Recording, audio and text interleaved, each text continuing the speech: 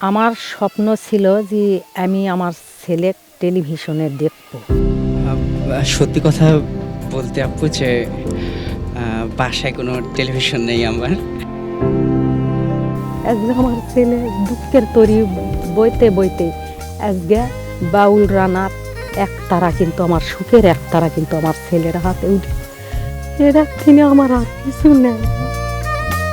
এরাই আমি আল্লাহর কাছে হাজার হাজার সুখী। চিরদিনের নায়র গেল আমার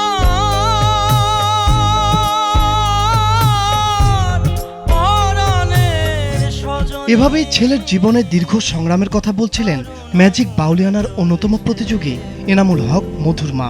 তাহলে তুমি পড়বেন না যখন, তখন চায়ের হোস্টেলে থুই আসি, এই বলে চায়ের হোস্টেলে নিয়ে যায়। তখন বাগডুব বাজার, তখন চায়ের হোস্টেলে থুই আসে। চায়ের হোস্টেলে ফাতেহা সুরে, তারপর গান হুনুর হুনুর করে, ছোট ছেলে তো হুনুর হুনুর করে গান গায়। নওগাঁর মান্দা উপজেলার উত্তর মদন চক গ্রামে একটি জীর্ণ মাটির ঘর থেকে যে সুরের মূর্ছনা একদিন শুরু হয়েছিল, আজ তা প্রতিধ্বনিত হচ্ছে দেশ সেরা সঙ্গীতের মঞ্চে। তিনি এনামুল হক মধু, যিনি নিজের গায়কি দিয়ে মুগ্ধ করেছেন হাজারো দর্শক ও বিচারককে। ও বিধি রে,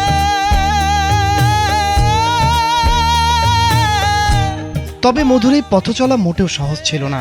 জীবন যুদ্ধে টিকে থাকতে কখনো ভ্যান চালিয়ে, কখনো ঝালমুড়ি বিক্রি করে, আবার কখনো সরকারি রাস্তায় মাটি কেটে কিংবা চায়ের দোকানে কাজ করে নিজের পড়াশোনার খরচ ও অভাবের সংসারের ঘানি টেনেছেন। আমার ছোট ভাইকে সামান্য কিছু টাকার জন্য মানুষের কাছে কাজে রাখলো, যে বাসায় থাকবে, ছোট মানুষ, এই হালকা পাতলা কিছু কিছু দেখাশোনা করবে, ওই বাসাতেই খাওয়া দাওয়া করবে, এবং যেইটুকু টাকা বছর শেষে পাবে বা মাস শেষে পাবে সেটা বাবার জন্য।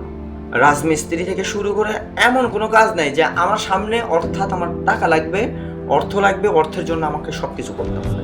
ও সুজন সখী রে, প্রেমের হাটের বেচা কিনাই কুল মান নাই, মনের মতো মন হতে হয়। মধু যখন ম্যাজিক বাউলিয়ানার মঞ্চে দাপিয়ে বেড়াচ্ছেন, তখন তার মা জানতেন না টিভি পর্দায় তার ছেলেকে কেমন দেখায়। অভাবের কারণে ঘরে টিভি না থাকায় ছেলের সাফল্য দেখার সৌভাগ্য হচ্ছিল না তার। সত্যি কথা বলতে আপু যে বাসায় কোনো টেলিভিশন নেই আমার। আম্মাকে আমি সান্ত্বনা দিচ্ছি যে আম্মা আসলে যে কোনোভাবেই আমি আপনাকে দেখাবো, কিন্তু টেলিভিশনে দেখানোটা সম্ভব হচ্ছে না, আর আম্মা ওই কারো বাসায় যায় না। তোমায় একটা কথা বলি, জি স্যার। যে করে হোক তোমার কালকে একটা টিভি তোমার কাছে পৌঁছে যাবে।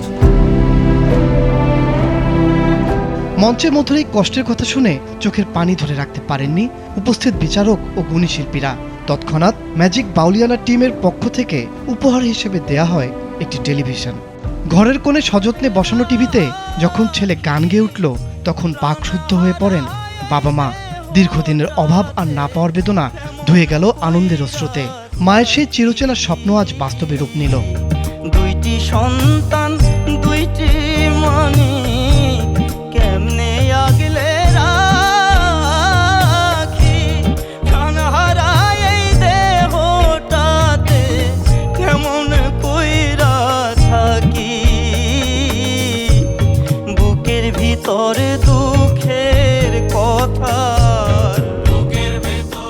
এখন বর্তমানে যে কষ্টটা ছিল, কষ্টের জায়গাতেই আছে, কিন্তু আমি অনেকটা সুখী হতে পেরেছি। আমার পরিবার সুখী হয়েছে, স্ত্রী সন্তান সুখী হয়েছে, আমাকে ঘিরে যারা অনেক স্বপ্ন দেখেছে, অনেক আফসোস করতো, তারা অনেক সুখী হয়েছে। চিরদিনের নায়র গেল আমার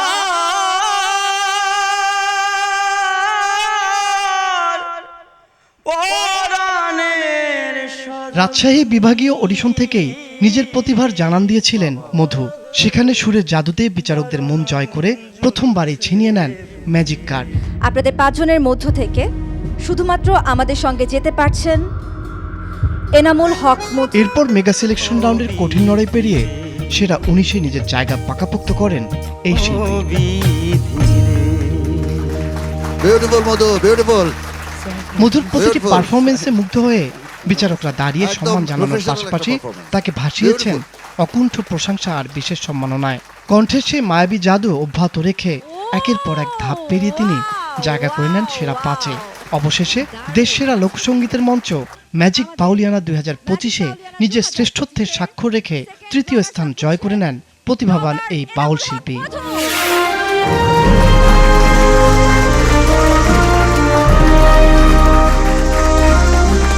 মাতসাঙ্গা নিউজ ডেস্ক।